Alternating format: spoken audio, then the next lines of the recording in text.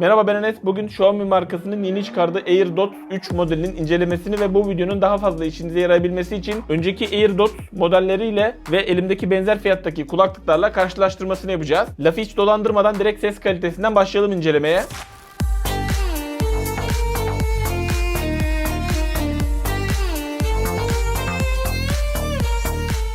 AirDots 3 modelinde tasarımsal olarak çok fazla bir değişikliğe gidilmemiş. Daha çok donanımsal ve teknik özellik açısından geliştirilmiş model. Ve bunun ilk olarak farkını kulaklığı kulağınıza taktığınız zaman ses kalitesindeki iyileştirmeden fark edebiliyorsunuz. Ancak kulaklığın beğenmediğim olumsuz noktaları da bulunuyor. Bu kulaklıkta Qualcomm'un 3040 çipi kullanılmış ve bence oldukça Xiaomi markası doğru bir karar vermiş. Ekstra olarak AirDots 3 modelinde aptX Adaptive yani uyarlanabilir aptX özelliği gelmiş. AirDots 3 modelinin henüz Türkiye'de satışı bulunmuyor. Türkiye'de satışa çıktığında en uygun ve güvenilir satın alma linklerini açıklamalar kısmına ekleyeceğim. Oradan kontrol edebilirsiniz.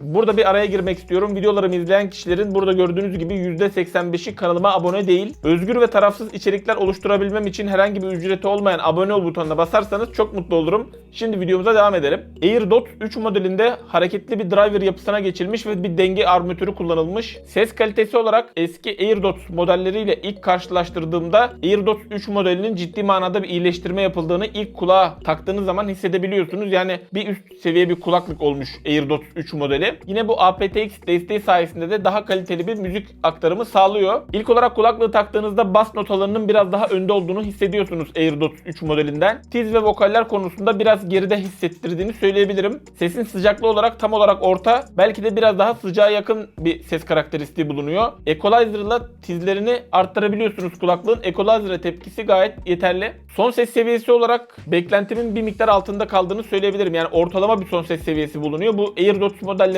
epey gümbür gümbür müzik dinleyebiliyordunuz. AirDots 3 modelinde ise Xiaomi biraz daha temkinli gitmiş ve ses seviyesini belli bir seviyede tutmuş. Yani eğer çok yüksek seviyelerde müzik dinliyorsanız AirDots 3 modelini beğenmeyebilirsiniz. Ancak ortalama bir kullanıcı için yeterli seviyede bir yüksekliği var diyebilirim. Yine bu ses yüksekliğini Mi 9T gibi aptX desteği olan telefonlarda biraz daha az şekilde çıkıyor. iOS ve aptX desteği olmayan Android telefonlarda denediğimde ses seviyesi bir miktar daha yükseldi. Ancak yine de çok yüksek ses seviyelerine çıkamıyor tabii ki. Birebir rakip olarak olmasa da Halo markasının yine Qualcomm 3020 çipini kullanan aptX desteği bulunan GT1 X-Ray modeliyle de bir karşılaştırdığım zaman ses kalitesini, ses seviyeleri olarak oldukça benzer olduklarını söyleyebilirim X-Ray modeliyle. Ses kalitesi olarak da X-Ray modelinin biraz daha makyajlanmış hali gibi olmuş. Hafif tizleri düzleştirmişler. Biraz daha yumuşatılmış AirDots 3 modelinde. Sesteki detay ve çözünürlük olarak da X-Ray'den bir tık daha iyi AirDots 3 modeli. Yine aynı 3020 çipini kullanan Edifier X3 modeliyle bir karşılaştırdığım zaman son ses seviyesi olarak X3'ün gerisinde kalıyor. X3 modelinde vokaller ve tizler önde. X3 modelinde genel olarak ses biraz daha önden geliyormuş gibi hissettirdi açıkçası. Bas performansı olarak da X3 modeli az daha önde Redmi'ye göre. Redmi biraz daha midlerde yani orta tonlarda toplanmış. Yine benzer çipi kullanan Halo'nun T19 modeliyle karşılaştırdığım zaman son ses seviyesi olarak T19'un gerisinde kalıyor AirDots 3 modeli. Aralarında çok uçurum bir ses karakteristiği olarak farklılık bulunmasa da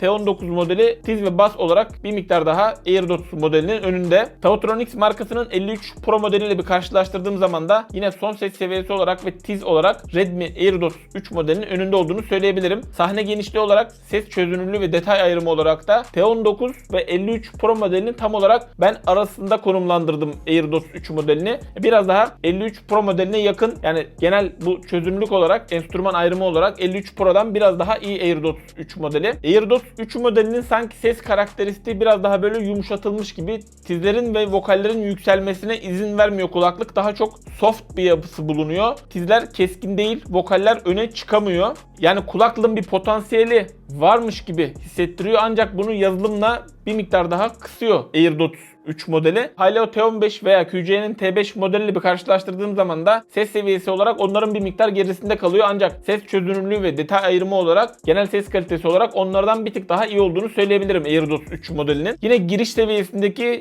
çoğu modelden daha iyi bir müzik deneyimi elde ediyorsunuz AirDots 3 modeliyle. Yine Redmi serisinin daha önceki çıkan modelleriyle de bir karşılaştırdığım zaman en son çıkan 2S modeli son ses seviyesi olarak biraz daha yüksek. Tizler daha net geliyor 2S modelinden. Bas derinliği olarak da AirDots 3 modeli önde. Genel müzik deneyimi olarak ikisinde de berrak ve net, ancak kulak kesildiğiniz zaman AirDots 3 modelinin 2S modeline göre daha fazla detay ve enstrüman duyduğunuzu hissedebiliyorsunuz. AirDots 2 ve AirDots S modelleriyle de karşılaştırdığım zaman o modellere göre tizlerdeki pürüzler giderilmiş ve aradaki bu fazla yükselmeler de yok edilmiş AirDots 3 modelinden. Yine 2S modelinde de biraz daha iyileştirilmişti. 3 modelinde ise bu iyileştirme bir tık daha geliştirilmiş. İlk serilerdeki müzikteki yapaylık oldukça giderilmiş ve daha doğal bir müzik deneyimi yaşayabiliyorsunuz AirDots 3 modeliyle. AirDots 3 modelini ilk olarak kulağınıza takıp müzik dinlediğinizde güzel bir deneyim sunuyor. Yani bu şekilde bir karşılaştırma yapmadığınız zaman gayet mutlu mesut bir şekilde AirDots 3 modelini kullanabilirsiniz. Benim buradaki amacım benzer fiyatlara ne alabilirsiniz veya ne gibi farklı deneyim yaşayabilirsiniz, bunu size anlatmak ve doğru modeli almanızda yardımcı olmak. AirDots 3 modeli genel ses kalitesi olarak hem kendi serisindeki ses kalitesini belli bir noktaya taşımış, hem de giriş seviyesindeki tüm modellerden daha iyi bir müzik deneyimi sunuyor. AirDots serileri fiyat performans olarak giriş seviyesinde oldukça iyi bir fiyatlandırmayla geliyorlardı. Ancak burada AirDots 3 modeli bir miktar daha fiyat konusunda yükseldiği için burada rakipleri biraz daha artıyor ve biraz daha işi zor diyebilirim. Elimdeki tüm kulaklıklarla AirDots 3 modelini karşılaştırırsam eğer bu videoyu bir saate bulabilir. Ondan dolayı sizin aklınıza takılan farklı modeller varsa yorumlar kısmında sorun, orada cevaplayayım. Xiaomi'nin daha önce çıkardığı AirDots serisinin alakalı tüm modellerin bir karşılaştırma videosu da hazırlıyorum. Siz bu videoyu izlediğiniz tarihte o video eğer yayınlanmışsa eğer yukarıdaki i'ye basarak izleyebilirsiniz. AirDots modellerin çok fazla sahtesi olduğu için bu şekilde kutu altındaki buradaki kısmı kazıyıp bu adrese giderek kulaklığınızın orijinal olup olmadığını kontrol edebilirsiniz. Şu an itibariyle AirDots 3 modeli çok daha yeni çıktığı için ve elimdeki Çin versiyonu olduğu için bunda herhangi bir şekilde bir barkod yeri bulunmuyor.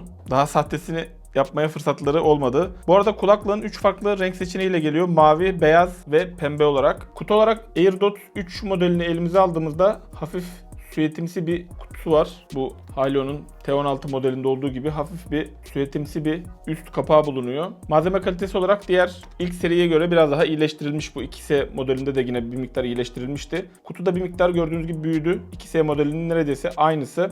İlk modele göre biraz daha büyümüş. Ön bölümünde bir adet bir ışık bulunuyor. Buraya üçlü bir gösterge koymamışlar. 5 kere yandığı zaman %30'un altına düştüğünü anlıyoruz kutunun. %5'in altına düştüğü zaman da kutunun şarjı hiç yanmıyor. Yani buraya keşke üçlü bir gösterge koysalarmış. Kapakta bir sensör bulunuyor. Kapağı kaldırdığımız zaman direkt kulaklıklar bulunabilir moda geliyorlar. Yine şurada bir buton bulunuyor. 10 saniye buraya basılı tuttuğumuz zaman da kulaklıklara reset atmış oluyoruz. Şöyle arka bölümünde de Type-C şeklinde bir şarj girişini görüyorsunuz. Kulaklıkta pop-up açılır ekran özelliği bulunuyor. Yani bu şekilde kulaklığın kapağını kaldırdığınız zaman destekleyen telefonlarda Mi 9T'de bu şekilde bir açılır özelliği çalışmadı. Burada gördüğünüz gibi AirDots 2S modelinde pop-up ekran özelliği çalıştı. Belki benim telefonda bir sorun vardır.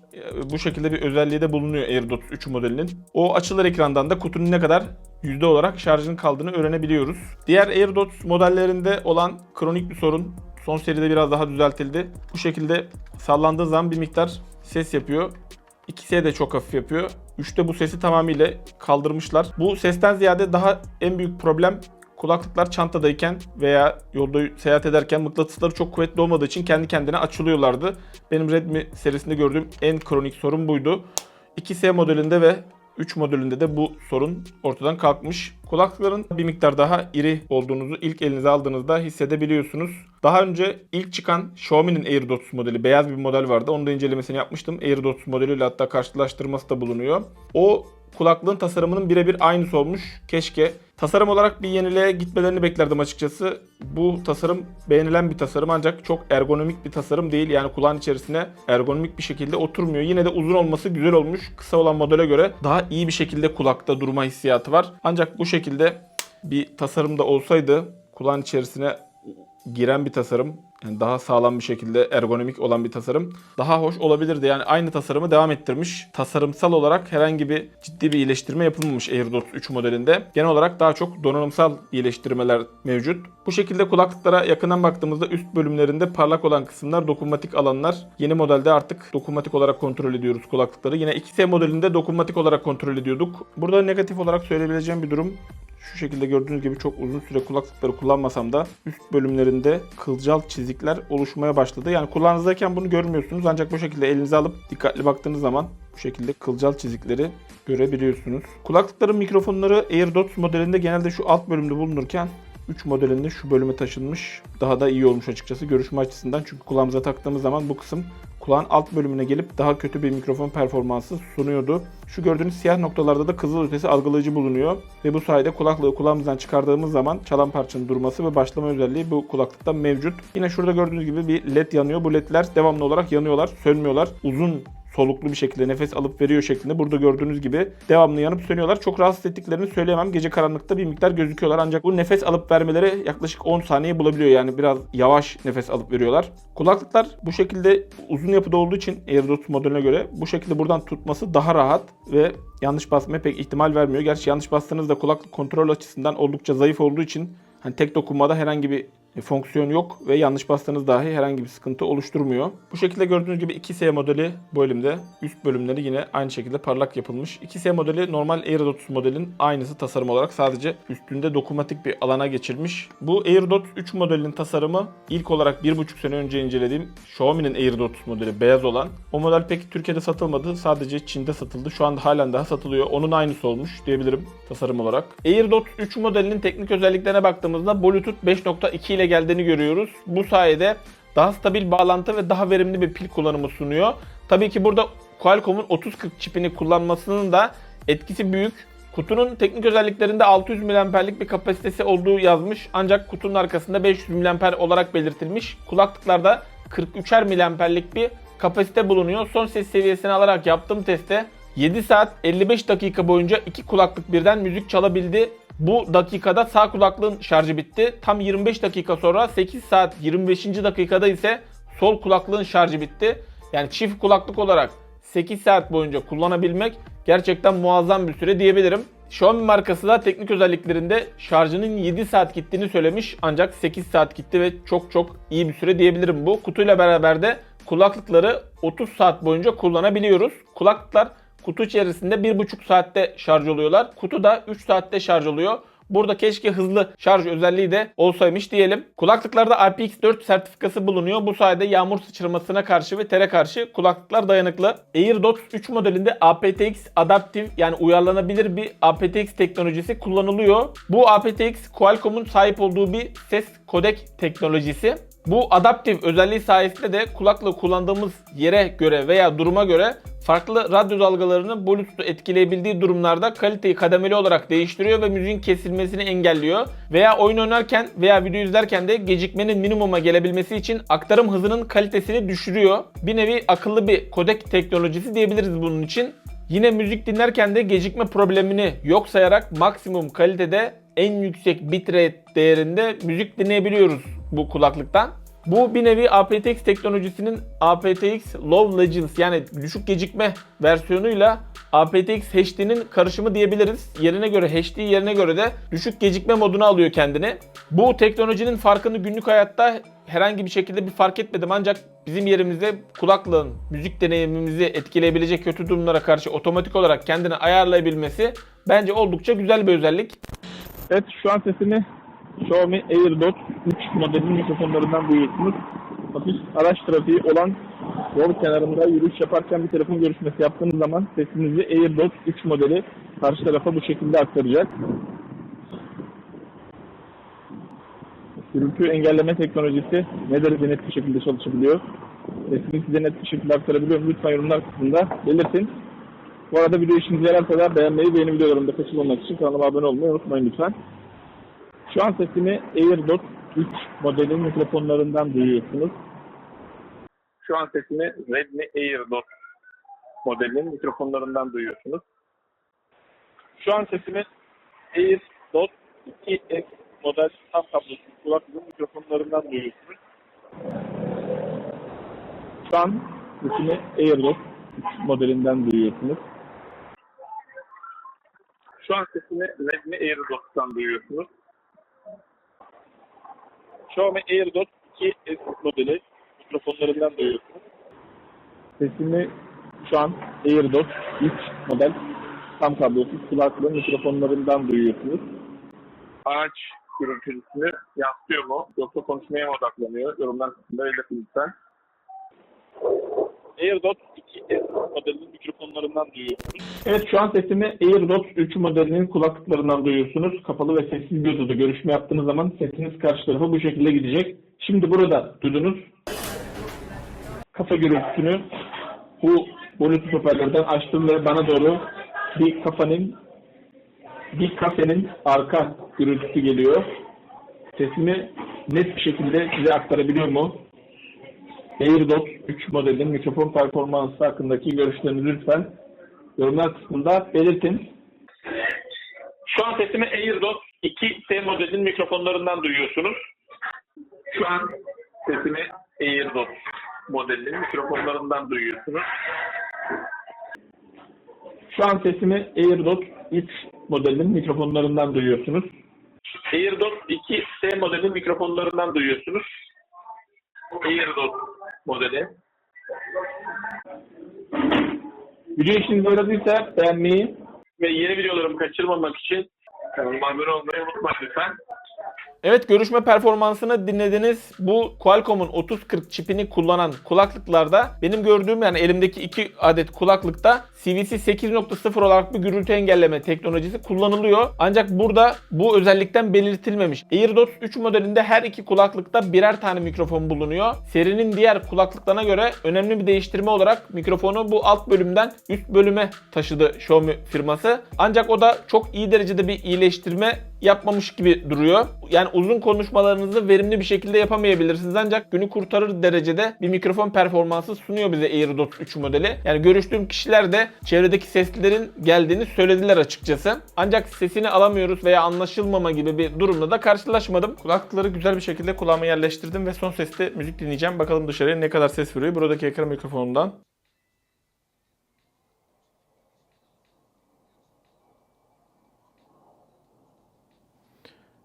Evet, müzik dinlerken de kulaklık bu şekilde dışarıya ses veriyor. Dışarıdaki sesleri çok iyi değil, ancak yani %50 %60 seviyesinde kestiğini söyleyebilirim eğer güzel bir şekilde yerleştirirseniz kulağınıza.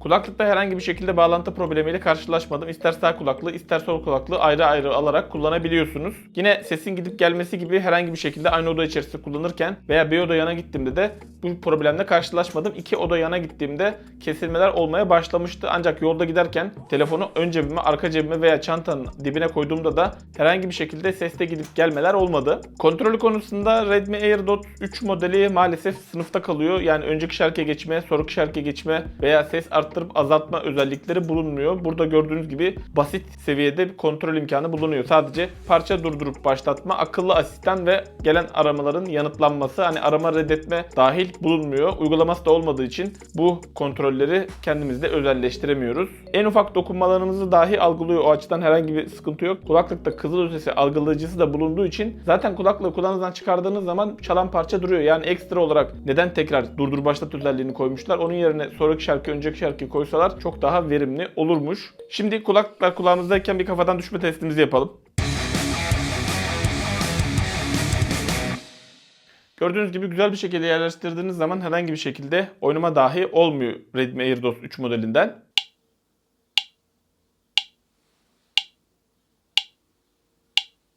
Ah Güngör abi ah. Seni o kadar uyardım dinlemedin beni. Anastasya diye tutturdun kalktın Bükreş'e gittin.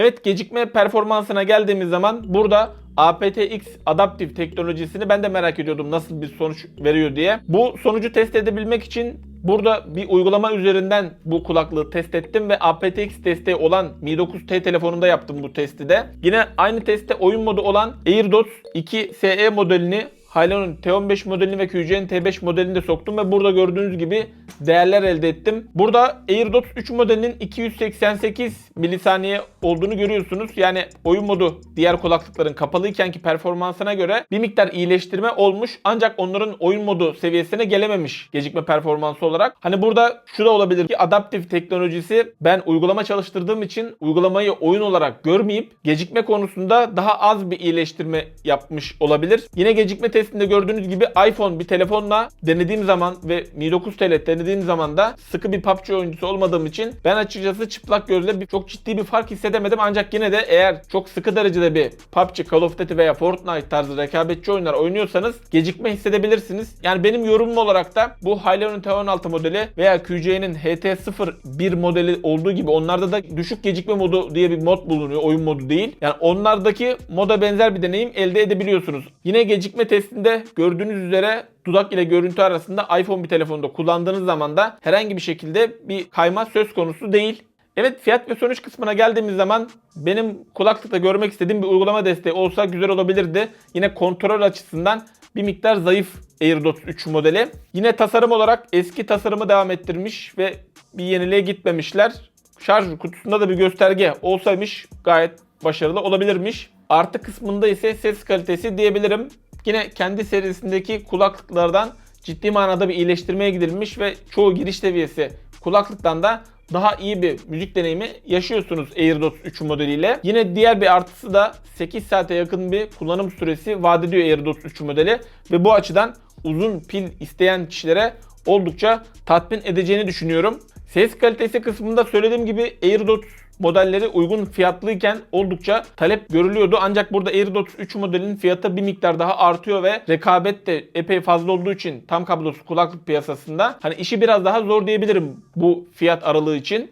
AirDots 3 modeli ilk olarak duyurulduğunda $30 bir fiyat etiketiyle satılacağı açıklandı. Ancak şu an itibariyle $40 bir fiyata satılıyor. Türkiye fiyatı henüz belli değil. Türkiye'de satışa çıktığında en uygun ve güvenilir yurt içi ve yurt dışı linklerini açıklamalar kısmına ekleyeceğim.